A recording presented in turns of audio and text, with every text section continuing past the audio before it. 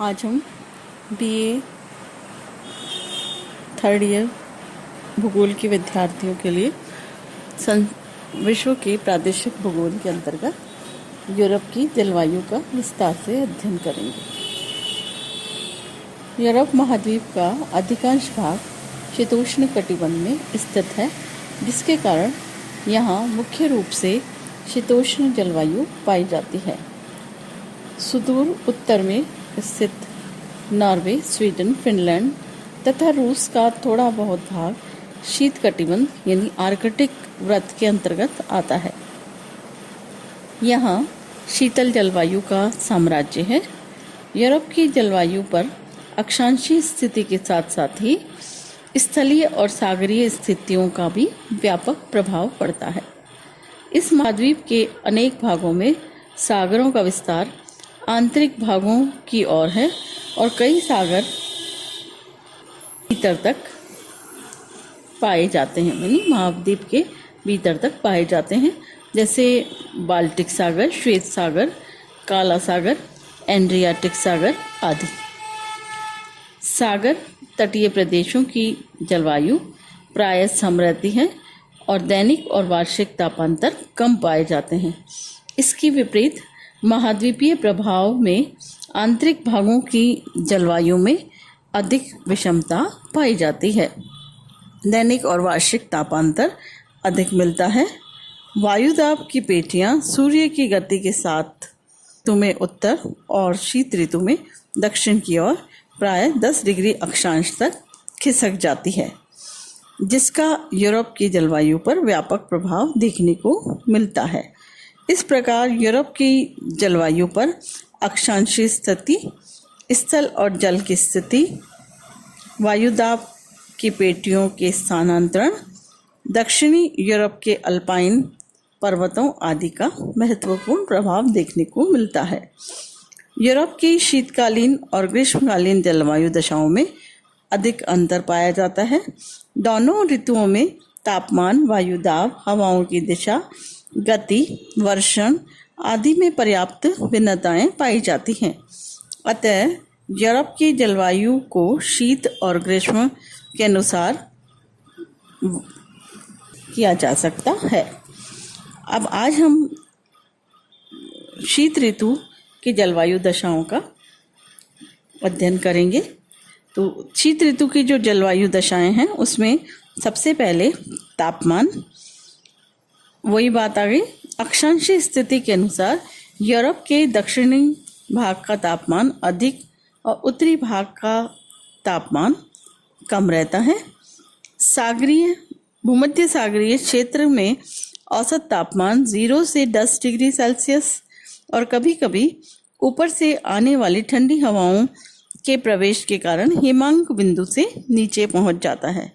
सबसे कम तापमान यूरोप के उत्तरी भाग में मिलता है, जहां औसत तापमान -18 डिग्री सेल्सियस के आसपास रहता है। यूरोप के पश्चिमी तट पर उत्तरी अटलांटिक ड्रिफ्ट गर्म धारा पाई जाती है, जिसके कारण सागरीय तट का तापमान अधिक नीचे नहीं गिर पाता और यूरोप का पश्चिमी तट कभी जमता नहीं है और बंदरगाह पर जाड़े में भी आवागमन खुला रहता है। पूर्व की ओर बढ़ने पर आंतरिक भागों में स्थलीय शीतल हवाओं के कारण तापमान अपेक्षाकृत नीचे हो जाता है। दूसरा जो इम्पोर्टेंट फैक्टर है वो है वायुदाब। शीत ऋतु में ध्रुवीय महाद्वीपीय वायु राशियाँ पूर्व की ओर से यूरोप में प्रवेश करती है। यह शीत और शुष्क वायु समस्त यूरोप पर छाई रहती है और स्कैंडिनेविया में उच्च वायुदाब उत्पन्न हो जाता है। आल्प्स पर्वतों पर भारी हिमपात होने से उच्च वायुदाब का क्षेत्र बन जाता है। पूर्वी यूरोप आल्प्स पर्वत के उच्च वायुदाब क्षेत्रों में परस्पर मिल जाने पर समस्त यूरोप महाद्वीप पर कठोर ठंड पाई जाती है। उष्णकटिबंधीय महासागरीय वायु राशियों के प्रभाव में पश्चिमी हवाएं अटलांटिक महासागर से आकर यूरोप में प्रवेश करती है और उष्ण आर्द्र होने के कारण पर्याप्त वर्षा करती है। इस समय भूमध्य सागरीय प्रदेश पछुआ हवाओं की पेटी में रहता है। नेक्स्ट जो पॉइंट है वो है वर्षा। यूरोप में वर्षा की मात्रा पश्चिम से पूर्व और दक्षिण से उत्तर की ओर सामान्यतः कम होती जाती है।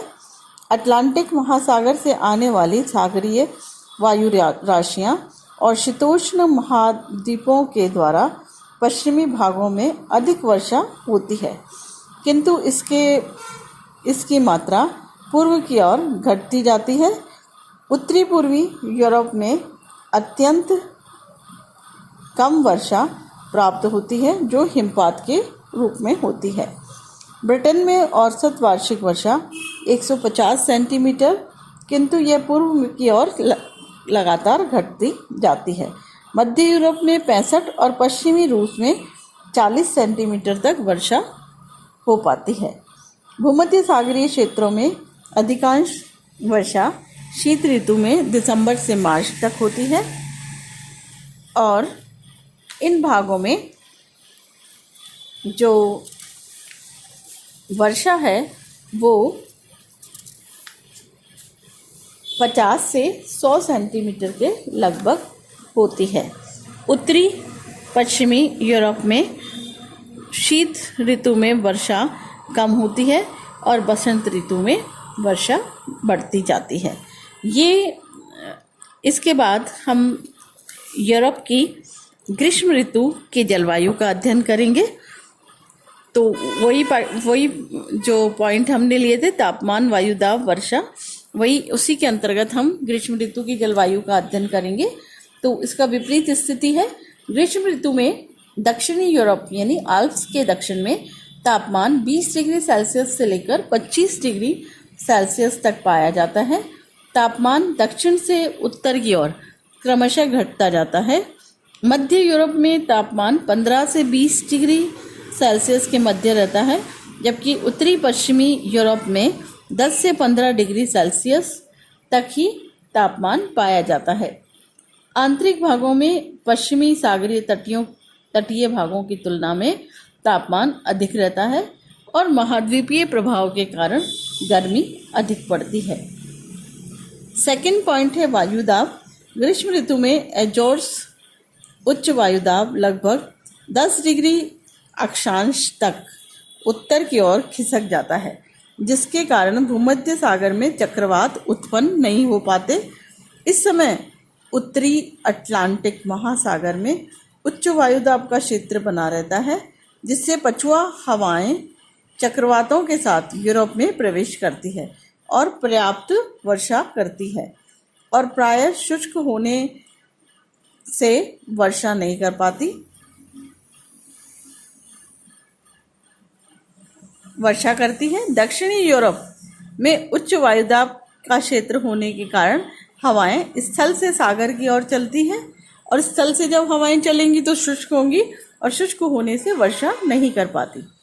उत्तरी पश्चिमी यूरोप के तटीय क्षेत्र में समुद्री वायु राशियां और महाद्वीपीय वायु राशियों के मिलने के कारण प्रायः आकाश में बादल छाए रहते हैं और रुक रुक कर हल्की वर्षा होती रहती है। मध्य एशिया की गर्म और शुष्क वायु राशियों के प्रभाव से दक्षिणी यूरोप का मौसम गर्म और शुष्क रहता है। तीसरा पॉइंट है वर्षा।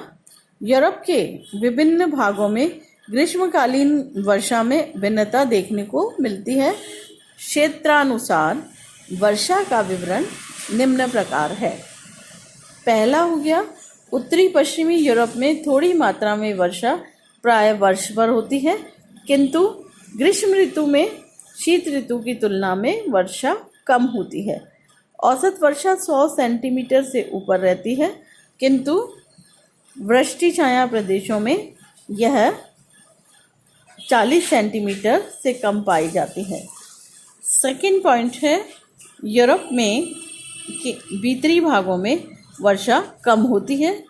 औसत वर्षा 50 से 75 सेंटीमीटर के मध्य होती है और पर्वतीय भागों में संवहनीय वर्षा होती है। संवहनीय वर्षा जो है वो बहुत तेज वर्षा होती है और तूफान के द्वारा, और उससे कटाव सर्वाधिक होता है। प्रदेशों में जो आने वाले प्रदेश हैं उसमें नॉर्वे, स्वीडन और फिनलैंड और रूस का उत्तरी भाग ये टुंड्रा के अंतर्गत आता है।